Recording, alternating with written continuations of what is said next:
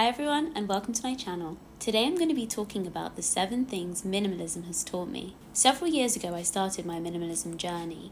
I was moving to a smaller space and I had to get rid of more than 50% of my stuff. I learned so much going through that experience and also living minimally over the last couple of years. I'm much happier now. I was definitely a maximalist, so complete opposite of minimalism, and I wouldn't go back to how things were. I hope that in sharing what I've learned, I can inspire others to live a little bit more minimally and hopefully feel happier and more satisfied as well. Number 1, you need way less than you think. I'm telling you right now, you don't need it. I didn't replace most of the stuff that I got rid of. I don't think about those things. I don't miss those things. And probably some of you hearing me talk about this right now will be thinking about something in your own home that you just know that you don't use and that you don't need. We all have things in our wardrobe that we haven't worn in years, or a hobby that we thought we were going to take up and just never got around to. So we all have these things that we don't really need in our homes. The second thing I learned is that everything you own has an additional cost. There's the cost of the item when you first purchase it, but there's also a hidden cost that we sometimes don't think about, which is the time it will take to actually maintain that item. So if it's furniture, you're going to need to dust it and clean it every once in a while. If it's clothing, you're going to be washing it, folding it, and it's going to take physical space in your home.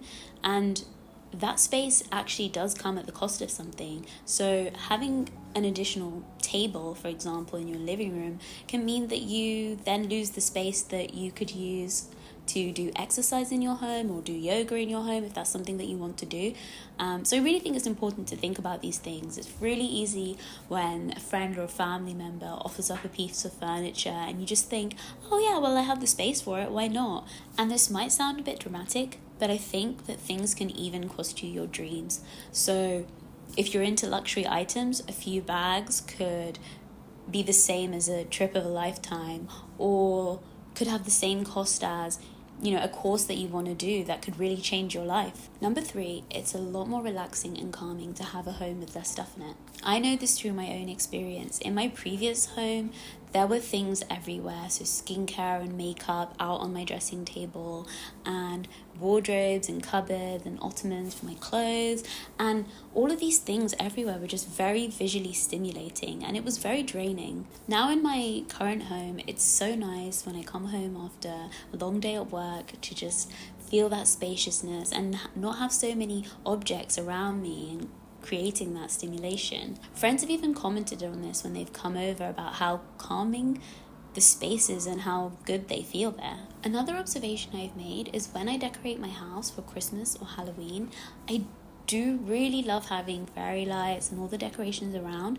but when I take them down, I do feel a sense of relief and the place feels so much more spacious. Just the space does feel a lot more relaxing. The 4th thing I've learned is that minimalism makes decision making so much easier. A really good example of this is my wardrobe. So I only have 1 pair of high heels and they're comfortable, they're see-through, so they go with all of the clothes that I own. And now whenever I want to wear high heels, which isn't that often, I know to reach for that pair of shoes. Previously, I would have probably tried on 4 or 5 different pairs of shoes, walked around the house and asked everyone their opinion, taken a photo, sent it to my friends and asked what they thought, and it's just time that I don't need to spend on deciding what shoes I want to wear. Another really good example is going on holiday. So I used to take a big bag with 4 or 5 different pairs of shoes and lots of different outfit options, and then when I'd get there, I'd spend so much time every day trying to decide what I wanted to wear. Now I take a much smaller bag and I don't really have that much wiggle room, so I usually only take an extra spare top, but I plan my outfits per day and I don't have much choice when I'm there, and I take things that I'm comfortable in and things that I really love and I know I look good in, and I found that it just makes things so much easier. I'm spending less time deliberating in the hotel room about my outfit and actually spending more time enjoying my holiday. Not to mention, it's much easier to carry a smaller bag than to lug a big suitcase around. The 5th thing that I've learned is that you can appreciate beautiful things and they can bring you joy, but you don't need to possess them and buy them and take them home with you. A really good example of this is souvenir shopping. So whenever I used to go on holiday, I would feel the need to bring back a souvenir. Most of the time, these souvenirs weren't practical items, they weren't good quality, and they weren't very beautiful either. And I just realized that I didn't need to buy a souvenir to prove that I'd had a good time or to remember that I had had a good time. I've been trying to practice just window shopping, so I do have an eye for detail and I love good craftsmanship, but I can just appreciate the item in the shop. I really don't need to bring it back into my home to enjoy it.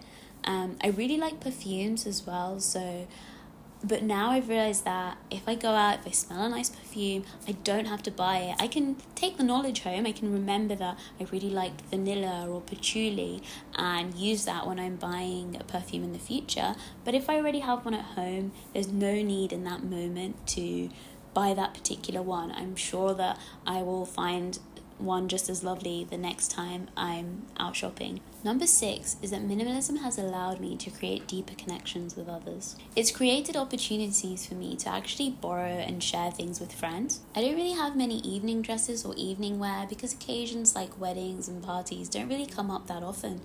And recently I had to borrow a dress from a friend, and it was actually such a nice experience. It was really nice to be able to ask my friend to borrow something and for her to be able to show up for me and share something with me, and I just got a really good feeling from that, knowing I could ask a friend and that they would do that for me. And also for my friend, it kind of gave her an opportunity to share something with me and give something to me, and I feel like those opportunities don't come up that often because we all have so much stuff. But yeah, it was really nice, and I think she got that warm, fuzzy feeling as well. My mother used to talk about when she was growing up and how sharing was an everyday occurrence in her life. She used to share things with her friends, with her neighbors, with her sisters, and it just sounded so nice to have that kind of connection with other people in your life.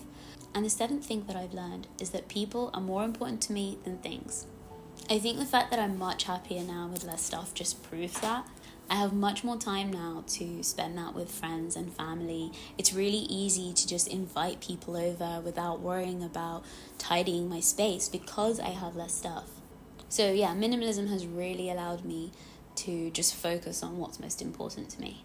Thank you so much for listening. I hope you enjoyed the video and took something valuable away.